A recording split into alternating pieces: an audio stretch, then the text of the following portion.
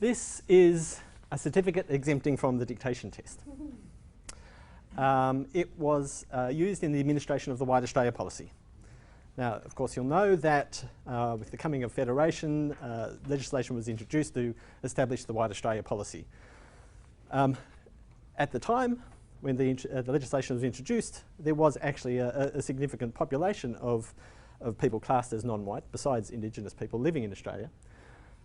If those people wanted to, they were allowed to stay mostly, but if they wanted to leave Australia and come back again, if they wanted to travel overseas and come back again, they had to have something like this sort of document. This allowed them to get back into Australia. Even they might have been born here, they might have been living here for 50 years, but they still had to have this in order to get back into the country. There are many thousand, if they didn't have this, they were subjected to the dictation test, which, despite its rather benign name, was a method of exclusion. Nobody was expected to pass the dictation test. So if you didn't have the right documentation, you couldn't get back into the country. There are many, many thousands of these documents held within the National Archives of Australia. Not just these certificates, but a whole range of other material relating to the administration of the White Australia policy. Photographs, correspondence, other forms of identification. And on the backs of those certificates, those CEDTs, there is generally a handprint. They are, with the front of certificates and the portrait photos on the front and the handprints on the back, they are amongst the most visually compelling documents you'll see, particularly when you see them en masse. They are really very moving and very powerful. Now, these documents sort of really sit at the centre of a couple of networks or contexts. The first, of course, is a biographical one. You know, they contain a lot of information about people, about their lives, about their families, about their movements, about their activities. And there's sort of some irony here, of course, because these were people who weren't supposed to be in White Australia, and yet the administration of the White Australia policy documented their lives in some detail. And that information is now held within the National Archives. It also sort of sits at the centre of a bureaucratic network, because the administration of the White Australia policy itself was a really complex system. It was centralised within the Department of External Affairs, later Home Affairs, but it was actually carried out by customs officials in the local ports around the country. It also used some of the latest technologies. Fingerprints had only recently been introduced as a method of identifying criminals, of course. Here it was applied to other people, and there was some controversy about that. The same with identification photographs. That was a relatively new phenomenon, taking photographs, using them for identification purposes. And of course, the whole system was dependent on quite sophisticated means of record keeping. They had to actually manage this information so they could call on it and communicate it around places within Australia. My partner, Kate Bagnall, is a historian of Chinese Australia, and she's been working with these sorts of documents for many, many years. And we have long wondered or thought about extracting this sort of information from the documents, extracting information about those networks and those contexts. The sort of structured information you could see on that CEDT, it had names and places of birth and that sort of information. If we could extract that information and link it together in order to find the people, to document their relationships, but also map the workings of the system itself and try to understand the experience of somebody who had to live within the restrictions of that system.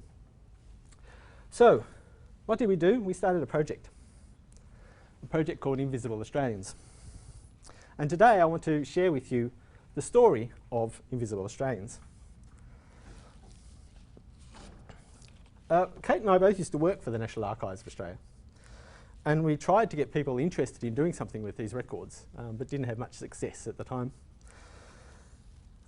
Since then, since we left the National Archives, you know, we've always said we need to do something. We wanted to do something. But neither of us had jobs in academia, so we had no institutional support at all, no funding, and of course with jobs and families and stuff, no time. How could we do something? And we pondered this for some time before deciding at a particular point a couple of years ago, well, you know, we can keep saying we should do something, or we could just do something. So we just thought, well, let's just put it out there, you know. Let's just say what we want to do. Let's talk about the records, what we want to do with them, but be also open about the problems and the challenges and the difficulties that we have in actually trying to mount this sort of project outside of academia. And let's just put all this information out there and just see what happens. So that's what we did. So a couple of years ago, I wrote this blog post called Hacking a Research Project, where I sort of outlined that. I talked about the records. I talked about the difficulties in trying to, you know, create a research project with nothing. And I set out a few sort of principles which I thought could guide us in trying to do this. And these were my principles. First of all, that we should be opportunistic. You know, we had to take advantage of whatever came our way, whether that was opportunities in terms of funding or people or time. We should be able to grow or contract. You know, we should be open to any sort of change, be able to respond whatever the circumstances might come. Also, that we need to be flexible. I mean, we always conceived of it as a digital project, as taking advantage of digital technologies. But we didn't want to be locked into any particular platform or tool. We wanted to be able to take advantage of the really cool stuff which people were doing and developing, to be able to explore how we could use that those tools and really, again, take advantage of what people were doing. Be quite promiscuous, I suppose, in terms of technology. Also, it had to be collaborative. There was no way we were going to be able to do all the work ourselves. You know, we had to involve other people in the project. And so it was always conceived of as a crowdsourcing project, although I've come to rather dislike that phrase. And open. We wanted to make sure that all the data we were producing, that we were bringing together, was available in an open form, both in terms of technology and licensing, that the code itself was out there, any tools we developed, people could take the code and do stuff with, and that it was open in terms of communication, that we were talking about what we were trying to do, talking about both our successes and our failures, talking about where we were all the time. Perhaps a bit too much. So, what happened then? Well, not a lot. I gave some talks where I talked about the possibilities of the project and what we were doing. One of them was to the Australian New Zealand Society of Indexers. I gave a keynote at their annual conference last year. And what was amazing about that was the excitement and the passion that the audience felt towards the project. You know, I could have signed people up then and there to come and work on the project. And so I went away from that thinking, you know, we've really got to do something. We've really got to actually get this going because there are people out there who want to help us. So the weekend following that conference, I built this. We'll try and see if, yep, okay. The Real Face of White Australia. You can visit this, it's online. You can just keep scrolling and scrolling and scrolling.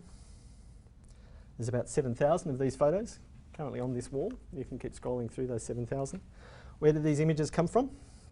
Well, if you click on any of them, you can see it comes from one of those certificates, the CEDTs. So what I actually did was I reverse engineered the National Archives database and downloaded as you do. and downloaded about 12,000 images like this. I then Googled facial detection script, and I found a facial detection script which I could then modify. What a facial detection script does, it actually, you feed it an image and it looks for faces on that image. They're everywhere at the moment. They're in your camera. When those little squares pop up in your viewfinder, it's facial detection. So I then ran a facial detection script over those images, and I cropped out those 7,000 images, and then developed the interface, put them up on the wall. It was literally a matter of a few days to develop this whole interface. As you can see, it's really quite powerful. Simple but quite powerful and quite compelling, and also, you know, somewhat discomforting. The faces looking at you seem to demand some sort of response. Kate and I both blogged about the process of developing the wall from different perspectives. And what was really quite surprising was the response that we got, particularly the international response. people started talking about it and referencing it all over the place, and they continue to do so. Just a few examples. My post describing the wall was reblogged on the Archival platform, which is a social justice and archives project developed out of the Nelson Mandela Institute for Centre for Memory in South Africa. This was a blog post which talked actually more about our approach, our process, which was published in the Insight Higher Ed online magazine.